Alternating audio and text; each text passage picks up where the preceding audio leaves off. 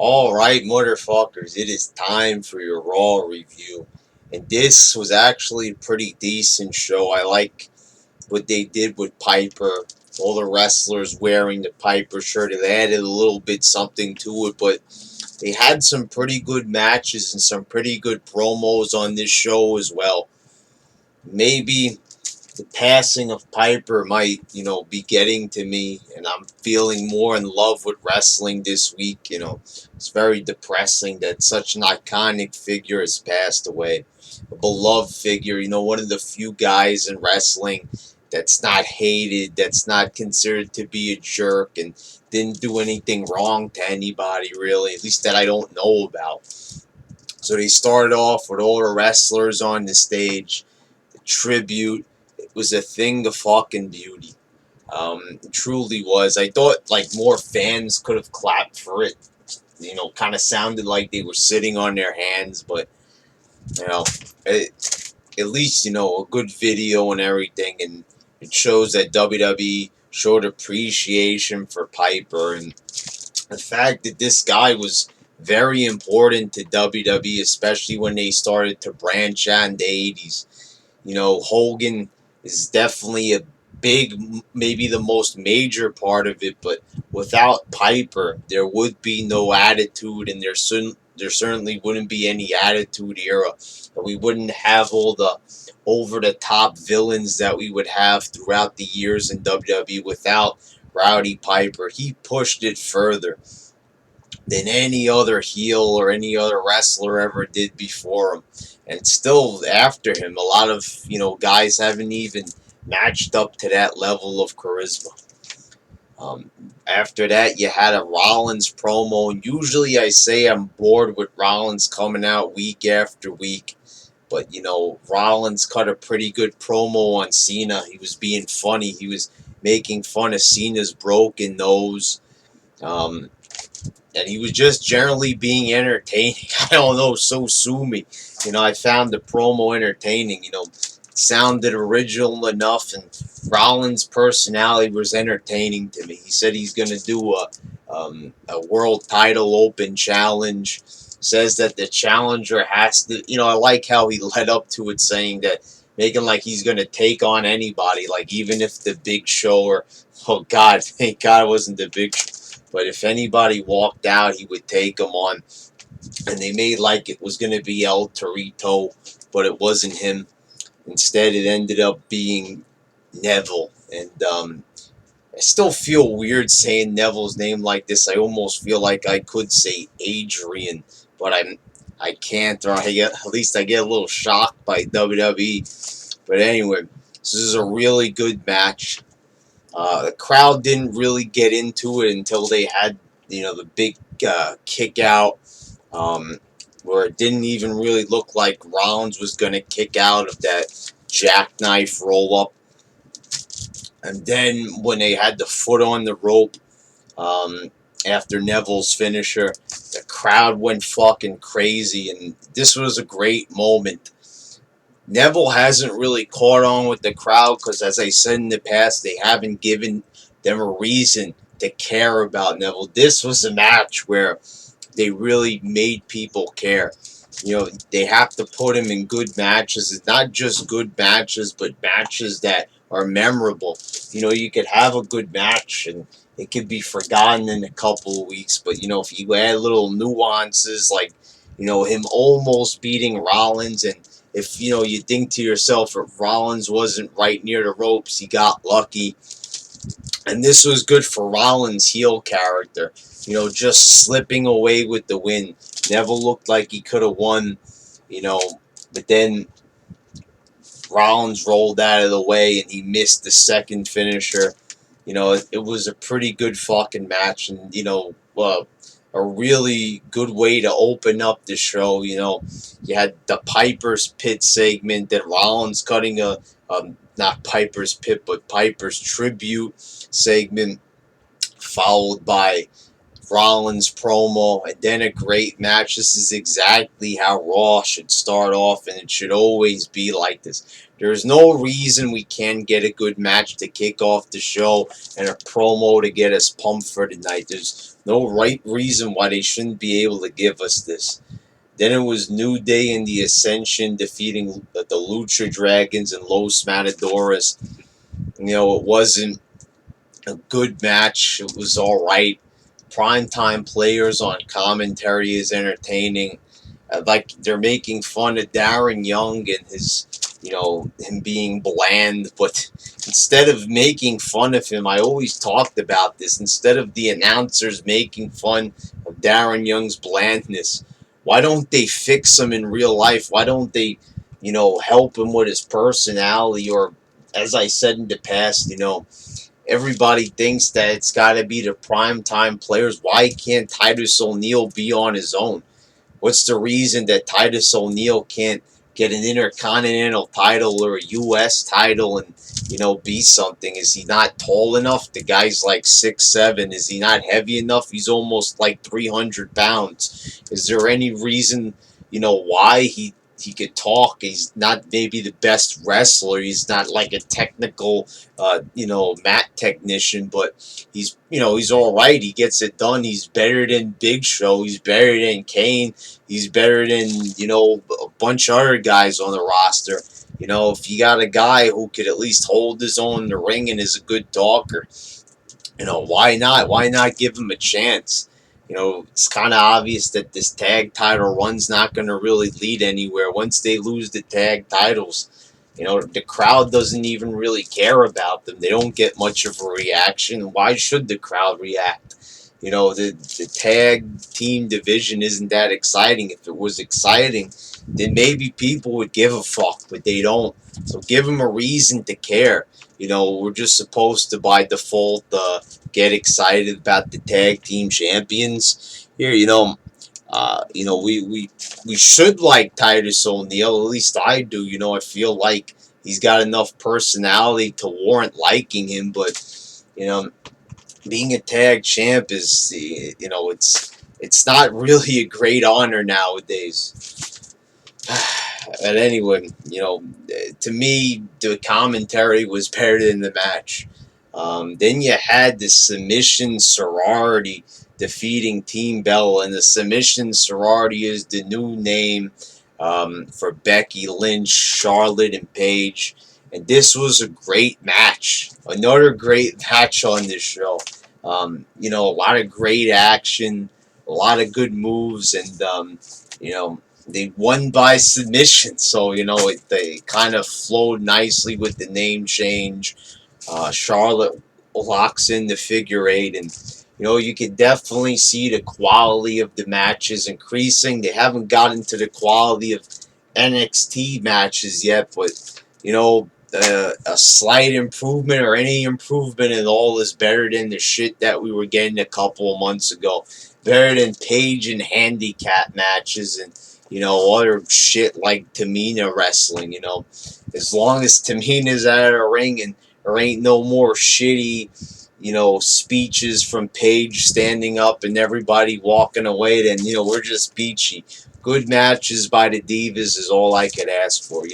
We're not asking for any Mona Lisas or anything like that. Good enough. People are going to complain it's not as good as NXT. Well, if you're going to watch WWE, you got to take what you can get. And this wasn't bad. It was actually really good. It, was reminiscent of NXT. Then you had Miz TV.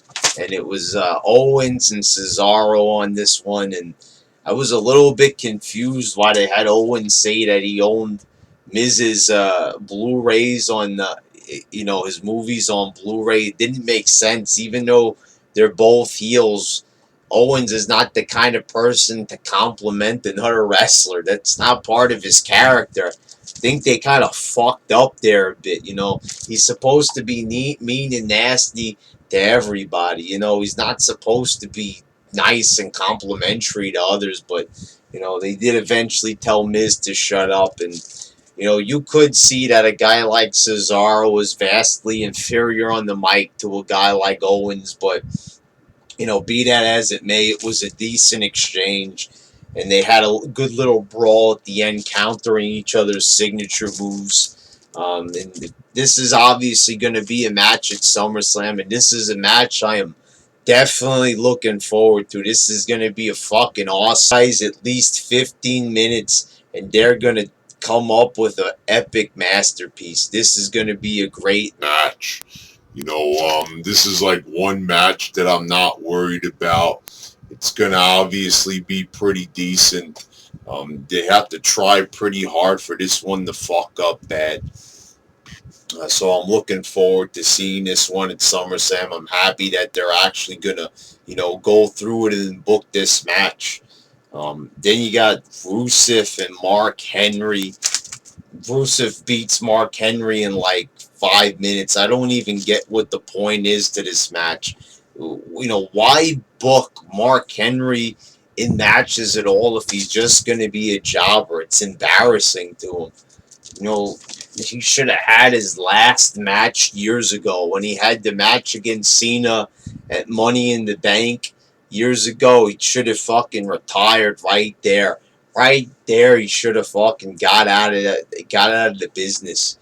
Instead, no, make him come back. All these sporadic appearances, versus the Big Show. Just enough is enough already. Just get rid of him. Just, have him work as a trainer or something, as a road agent. I don't fucking know. Enough with him in the ring already. Let the man leave with some dignity.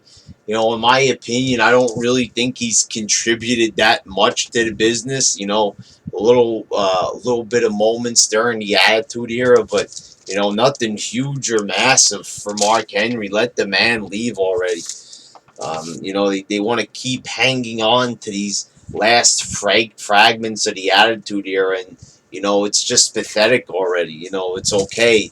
He's one of the old timers, but let him go already. Then you had King Barrett defeating Zack Ryder, and I don't another guy that I don't even see the point of going on with him anymore. Every single time Zack Ryder comes out, it's the same fucking moves. He gets the knees up in the corner, does the missile drop kick from the second rope. He goes for the forearm, does the broski boot, goes for the Rough Rider, misses it, and then they hit their finisher. Same formulaic approach to every single Zack Ryder match. If they're gonna do this, the fuck is the point? We get it. We get it, Vince. We know you don't like Zack Ryder. You don't want us liking Zack Ryder.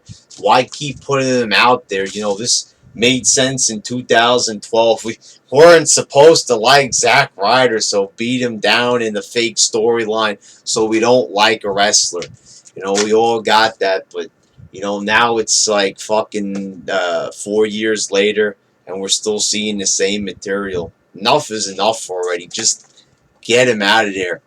We don't want to see this guy. Like I said, same thing with Mark Henry. Let him leave with a little bit of dignity. He's a human being.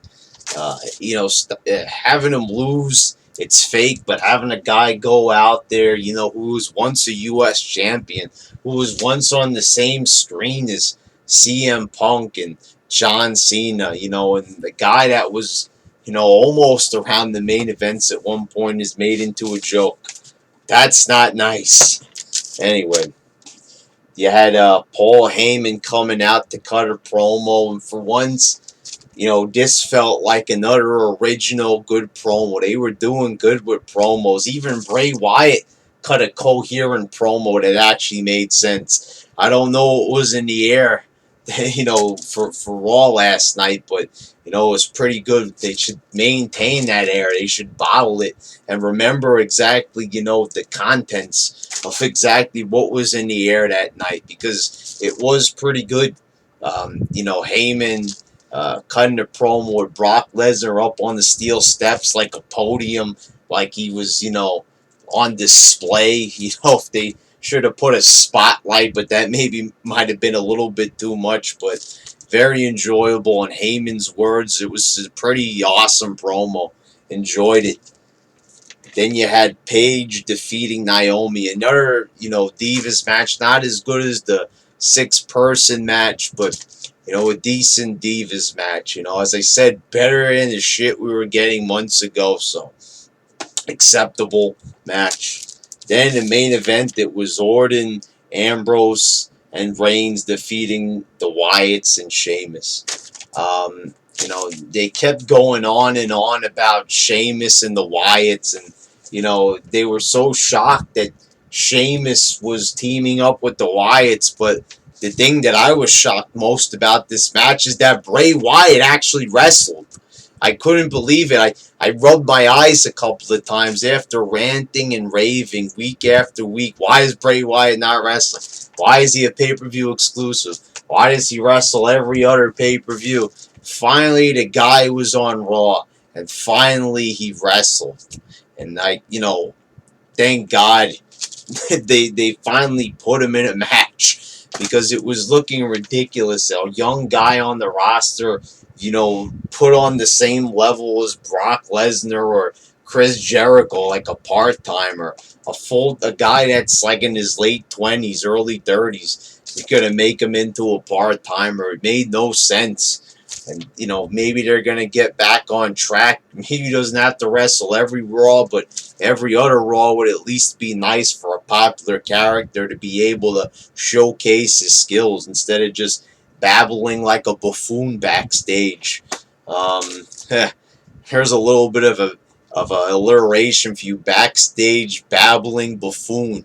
That's what Bray Wyatt was, unless he does what he did, on this edition of Raw. If he cut a coherent promo and he keeps doing that, then we'll be just peachy, But if he goes back to that gobbledygook bullshit, then we're not going to be okay. We're going to go back to complaining about Bray Wyatt next week then. Main event was decent enough. Not boring, not slow, not lethargic, so I was happy about that. And of course, the Money in the Bank gets pinned again, Sheamus just keeps losing to Randy Orton. And he's probably going to lose again at SummerSlam. I don't know what it is. If you hold the Money in the Bank briefcase, I'm happy for once it wasn't Luke Harper getting pinned, and I'm sure as hell happy it wasn't Bray Wyatt. But it's like a curse. It's supposed to be a good thing to be Money in the Bank. But it seems like if you hold that briefcase, you constantly lose. Seth Rollins held it. He was losing to Cena. Then Dolph Ziggler was holding it. He was losing to Cena. Damian Sandow was holding it, and he was losing to Cena. At least Sheamus is not losing to Cena. He's losing to Orton. It's kind of like the same thing. Orton and Cena are interchangeable. If you hold the briefcase, you get beat by either Orton and Cena. Well, it doesn't matter either way. I wish he didn't even win it in the first place. Well, what can you do? Decent enough episode of Raw. Not too bad. Sorry I don't have more complaints and I'm not jumping up and down like a lunatic, but I legitimately enjoyed myself. Good promos, good matches. The main event wasn't that boring, and the Heyman promo got me a little bit excited for the Undertaker and Lesnar match. Not too bad, A good brawl between them a couple weeks ago. Decent build up for a match. The thing is, they only really have like 2 official matches, but you can kind of guess the other ones. Obviously, Cesaro and Owens are going to wrestle. Orton and Sheamus are going to wrestle. Primetime players will probably have a multi-person tag match. So, even though on PW Torch, James Caldwell is complaining about SummerSlam not having official matches, you could pretty much guess them. It's kind of obvious if you follow the what's going on Raw. You could see, even though they should probably announce the card and go through it if they're going to be 2 weeks away. Anyway, it's good enough for me.